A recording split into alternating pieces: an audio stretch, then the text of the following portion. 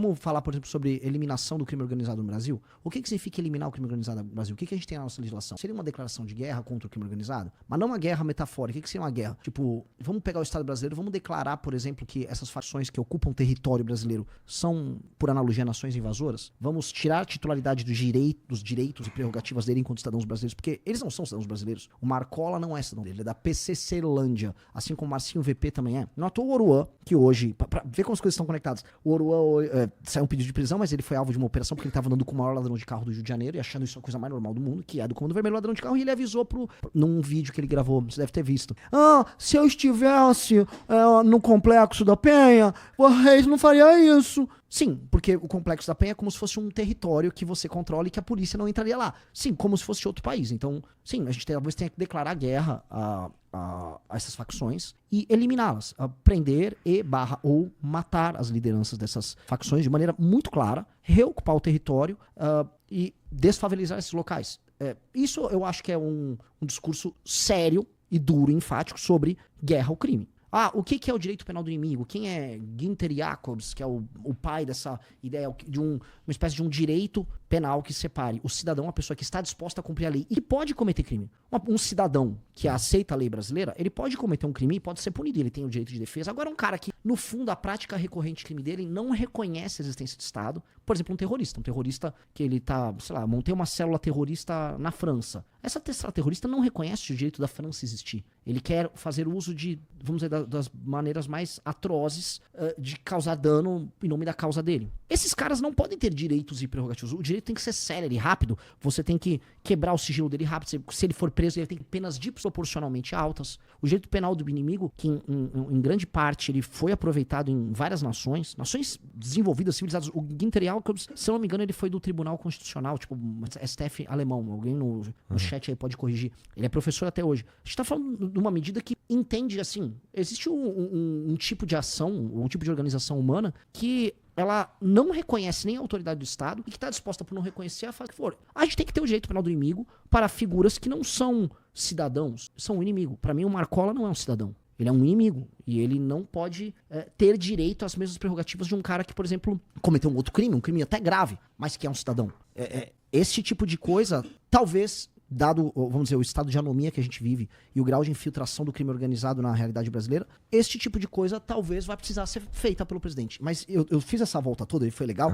Mas por que eu fiz? Pra mostrar pra você que o que o Bolsonaro falava era tipo, vamos matar uns caras aí. Mas ele não andou com nada em matéria penal. Quando o Moro tinha um pacote anticrime, ele mesmo ajudou a subverter o pacote anticrime. Então ele não tem... Ele só tem uns chavões. E as pessoas, como ele é radical, ele tem uns chavões. Onde ele tentou exercer o radicalismo dele foi quando ele tentou construir aquela tese da urna e depois, a meu ver, ele tentou, porque ele tentou mesmo, ele tentou construir um golpe de Estado ali. De resto, ele era um bobalhão. Ele é um tio bobalhão. É como você pegar aquele taxista que vai falar umas coisas engraçadas no carro, ou teu tio num churrasco, um avô, e ele repete essas coisas, as pessoas acham carismático, mas se você tirar ali, não tem nada atrás. Cadê um grupo dele que estuda uma matéria pra fazer algo radical? Não tem. Não é radical. Bom, ele começa lá falando sobre... Bom, mas a gente já vai falar disso, porque tu mencionou esse lance de como lidar com as facções criminosas aqui no Brasil, ou como lidar com as facções criminosas.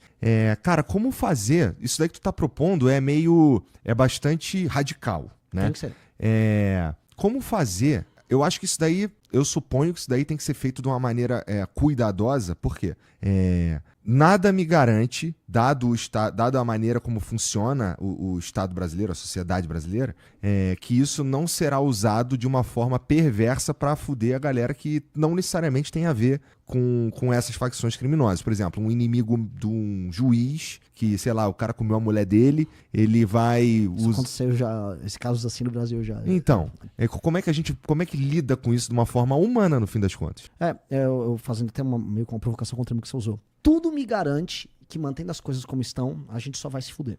Então, assim, o fato de nós sermos, em grande medida, um país corrupto, com sistemas de incentivo horríveis, não deve, vamos dizer, servir de premissa para que a gente não tome nenhuma ação nova. Porque senão a gente vai apenas aceitar as coisas como elas são. Mas não tem uma ordem ideal pra gente ir fazendo as transformações? A gente pode, assim, você pode apontar numa determinada direção, você pode usar um princípio como prudência, só que a forma como as coisas estão, vamos dizer, a forma como as coisas estão formadas é meio feio dizer, mas a forma como as coisas se dão no Brasil, né, a gente empurra com a barriga os problemas todos e não toma ação nenhuma. e fica com medo de tomar uma ação enfática. Nações problemáticas como a nossa, a gente acaba trazendo o caso de El Salvador, e tem as pessoas que têm as críticas e tal, mas o fato concreto é, uma nação como El Salvador enfrentou esse problema e resolveu. Uma nação muito menor, beleza. A questão é, não há outra maneira que não a força hoje para você desalojar as facções criminosas, vamos dizer, diárias que devem, vamos dizer, congregar de 16 a 23 milhões de pessoas. Que são as periferias das grandes cidades brasileiras. Não há praticamente nenhuma periferia de grande cidade brasileira que não seja dominada por uma facção. Pessoas brasileiras vivem sob o jugo desses caras. Isso é um dado da realidade, é um dado concreto. E a gente já falou, vamos tentar inteligência, vamos tentar as UPPs, como teve no Rio de Janeiro. Vamos tentar vamos conversar com as pessoas. Não rolou. Não rolou. Por várias razões. Igor, a gente pode fazer uma construção. Se você tiver saco, fazer tem uma construção histórica disso que é legal. Que é um insight que a gente trata no livro amarelo. Eu tenho saco. Tem. Então, assim, pensa assim, aqui, eu até posso pegar ali um fascículo, mas... Você pode pegar se tem uns números meio que de cabeça. Tá. De 1910 até, por volta, sei lá, de 2000, a criminalidade no Brasil cresce coisa de 4 mil e poucos %. Lógico que teve aumento das notificações, delegacias e tal. Todos os tipos de crimes. Os crimes estouram. E o gráfico mostra, desenvolvimento percentual de crimes por 100 mil habitantes. Se você for pegar, né, a coisa estoura aí. Anos 60 ele já tá, né, com uma massa crítica crescente. 70, 80, 90 estoura. Pum. Né? Por mais que 85 aqui é o pico, mais ou menos. E o que acontece? O que aconteceu no Brasil nesse período? Né? A gente pode falar várias coisas.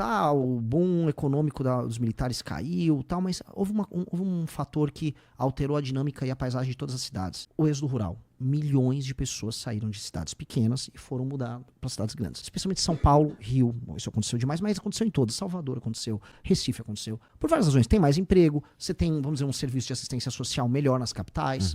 Então as pessoas foram para atrás de emprego. Essas pessoas que já eram pobres nas cidades de origem, elas eram cidades pequenas, as pessoas se conheciam, havia algum senso de comunidade. Quando essa pessoa, por exemplo, migra de maneira indigna, num pau de arara, vai morar numa cidade que ela não conhece, com pessoas que ela não conhece, do lado de um córrego, numa situação desumana, que é o que aconteceu nesse período. O período rápido de êxodo rural, que as pessoas foram nas cidades, foi o processo de favelização. Aquelas pessoas estavam num boom também de nascimento de filhos, né? A natalidade era muito maior. Homens, jovens, pobres, sem perspectiva, nasciam na beira das grandes cidades. O que aconteceu com uma parte importante desses caras que não foram absorvidos como massa de trabalho, força de trabalho? As pessoas entraram pro crime. Só que essas cidades grandes não absorveram naquele período essa quantidade grande de pessoas. Não havia capital, porque o Brasil não tinha poupança, o Brasil estava investindo em formação bruta de capital, ou seja, fazendo hidrelétrica, fazendo estrada, né, nesse período dos anos 60 e 70 com a ditadura, e através do endividamento externo, foi ali que a gente fez a dívida externa. Então o Brasil foi investindo e tal, mas não tinha, sei lá, prédio, não tinha casa, você não conseguia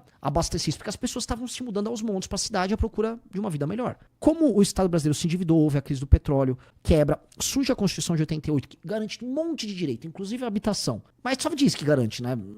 Ela bota, vamos dizer, ela aumenta o gasto do Estado brasileiro com custeio para garantir tantos direitos e tal. Ela garante, inclusive, em certa medida, ela facilita o trabalho dos organismos de pressão sindicais, do próprio funcionalismo público, ou seja, o gasto do Estado aumenta. Se o gasto do Estado aumenta, diminui a capacidade de investimento. E a gente de lá, dos anos 80, 90, 2000, a gente se favelizou, os serviços públicos não aguentaram, eles colapsaram, por isso que a educação é ruim. Você talvez tenha isso, minha mãe sempre narra, minha mãe estudou em escola pública. Os nossos pais, você é da mesma geração que eu, sempre falam, nossa, a escola pública na minha época era muito melhor. Natural, porque na época dele a pressão de várias pessoas chegando nessas cidades grandes para usar um serviço de saúde, um posto de saúde, um hospital, uma escola, era menor, passou ela a ser enorme e o Estado não tinha condição de investir para fazer isso. Então o Brasil colapsa, as cidades brasileiras colapsam, viram, vamos dizer, essa paisagem urbana muito feia, se a gente olhar direito. A maior parte das cidades brasileiras, salvo algumas exceções, as grandes, elas são feias, são casas mal construídas, a infraestrutura urbana é feia, muito favelizados, e o crime se estabelece ali, e o Estado não conseguia enfrentar o crime. Então, você teve uma formação, vamos dizer,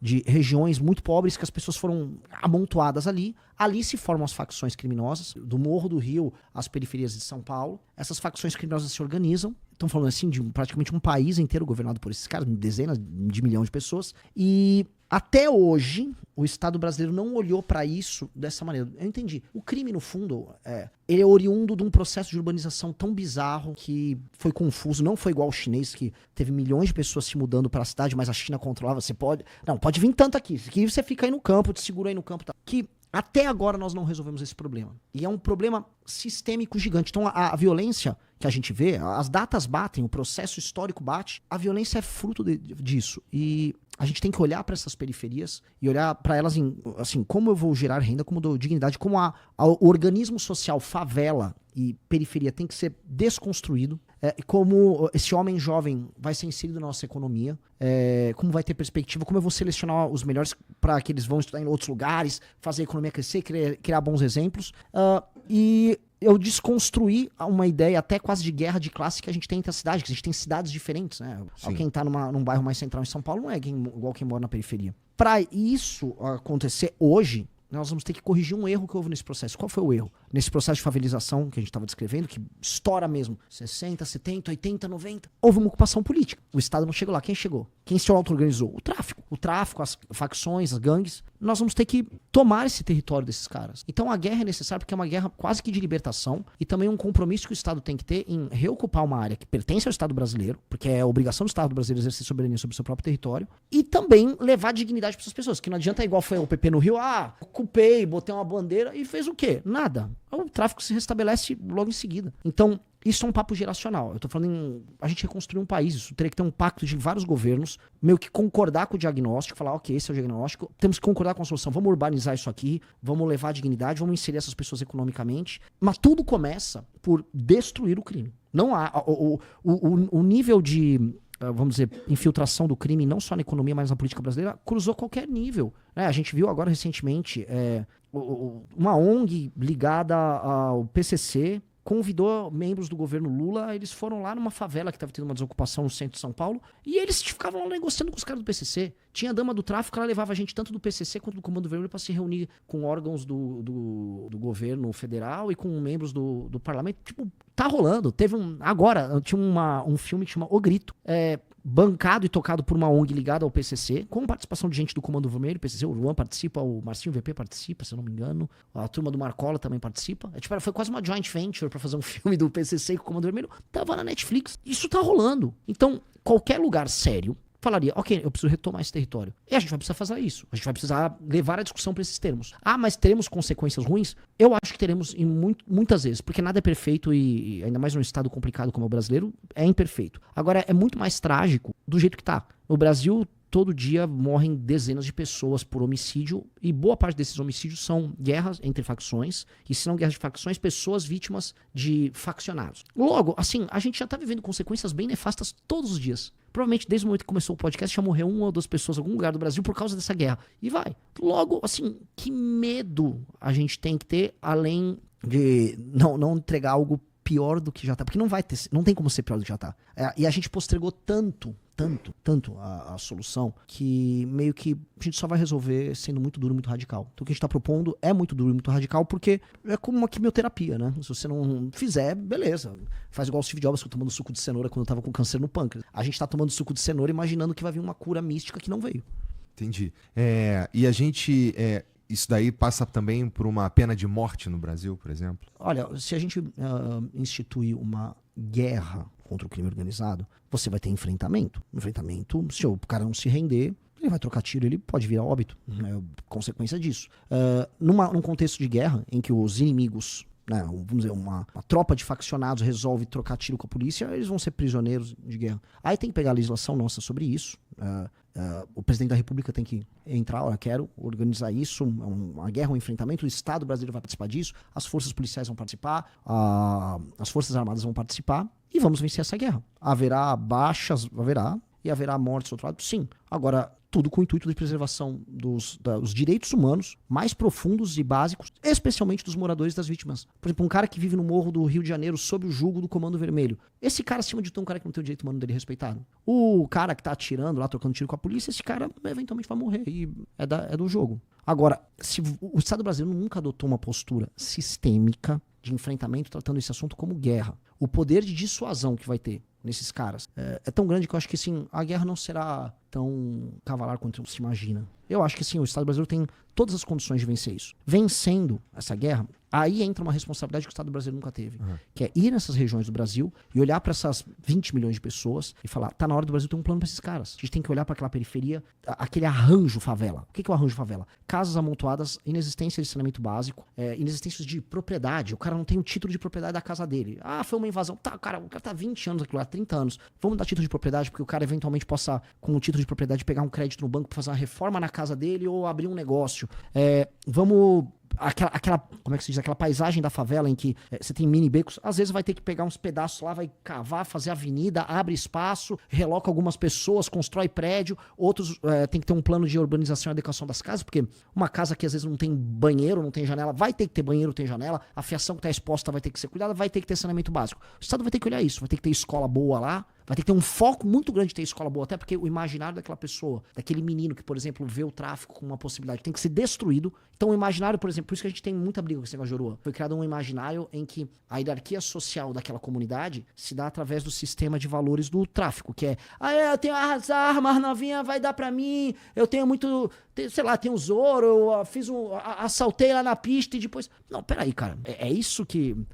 Isso é um sistema ideológico que justifica uma relação social que tem ali. Isso tem que ser desconstruído. Esporte pra caralho. Tem que ser um investimento assim, o Estado brasileiro vai gastar 30 anos adequando isso, tratando essas pessoas como prioridade. E pra isso tem que ter poder de investimento. Então, a gente não tava falando aqui que a gente não consegue investir. É isso. Vai ter que ser isso. O Estado brasileiro vai ter que ter capacidade de investimento. Então, se a gente não tiver reformas muito grandes que mexam no custeio desse Estado pra abrir espaço pra isso, a gente não vai fazer nada. Só que aí um presidente que propõe, eu vou acabar com o tráfico, eu vou passar rápido em geral. E eu vou urbanizar essa porra. Você mora numa favela, você mora em Paraisópolis aqui. Cara, vocês vão ser a nossa prioridade do ponto de vista do investimento. Agora, me ajuda a enfrentar o juiz que ganha 200 pau por mês. Tem que ser esse o papo. Eu tenho que enfrentar o juiz que ganha 200 pau por mês. Eu tenho que cortar a mamata das emendas de 50 bilhões. Eu tenho que fazer caber no orçamento mais 200, 300 bilhões. A gente vai ter que achar aí, né? Só da gente aumentar a credibilidade, os juros pode baixar. Você tem uma questão de dólar e real e tal. Você diminui o quanto você vai pagar dívida, a rolagem fica mais fácil.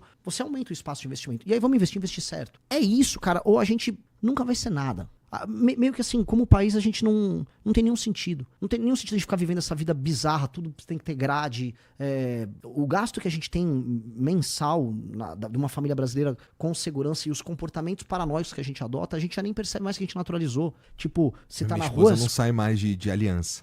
Aí esconde o celular, o vidro com se não tem, não é o cabelo, mas como é que chama aquele negócio? Não, a película. A película que tem que ter no vidro do carro. Toda a casa brasileira tem muro. Tipo, toda a casa brasileira tem muro. A gente nem percebe mais isso, porque se tornou até uma coisa, tipo, aquela casa tem um belo muro. Porra, por que tem porra do muro? Por que tem aquelas janelas de aço que tem que ter um gradil pra um cara não invadir ali? Então, vamos dizer, quanto do nosso dia e quanto do nosso orçamento a gente não gasta para se proteger de um crime? Ou seja, quanto do nosso PIB não é perdido, ou quanto de produtividade a gente não perde simplesmente com medo de ser roubado? A gente já nem se dá conta disso. E isso não é vida. Isso não é vida. Assim como o cara que é um entregador ou um cara que é Uber, que ganha pouco e rala pra caramba, olha no fim do mês e olha no fim de 2 anos de trabalho e fala, isso não é vida. E do jeito que tá, o sistema de incentivos hoje no Brasil, não vale a pena ser brasileiro. Eu entendo, todo mundo tá indo embora. Não vale a pena. E a gente montou o partido, por isso que por que o partido chama missão? Porque é uma missão, tira o cu. É fazer essa série de coisas, não deu certo, velho. Eu não vou ficar com 60 anos,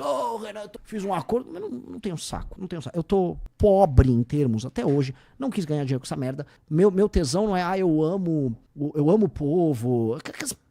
Eu quero botar meu nome na história. Eu quero fazer essa porra só porque eu quero botar meu nome na história. Essa sua vaidade é essa vaidade. Eu quero fazer um negócio muito grande e ser lembrado depois e só. Entendi. Só. Se não der pra entrar na história, mano, sei lá, eu nem sei, nem lembro mais as coisas que eu vou tocar guitarra, que eu gosto de tocar guitarra. Vou tocar guitarra, vou assistir Cavaleiro do Zodíaco. É isso, cara. Eu vou fazer churrasco, que eu gosto de fazer churrasco. E os Kim é a mesma coisa. Assim, os caras nossos têm esse senso. Por isso que era muito natural que o nome é missão. Tem gente que zoa, missão impossível, né? Mas é uma missão. Se a gente não for fazer, se não der certo, eu não vou vender o partido, nem vou deixar, nem eu, nem as pessoas que fundaram, deixar o partido virar tipo esse troço que os caras têm aí pra ficar parte da gincana. Não vale a pena. Aí eu vou entrar na história como o quê?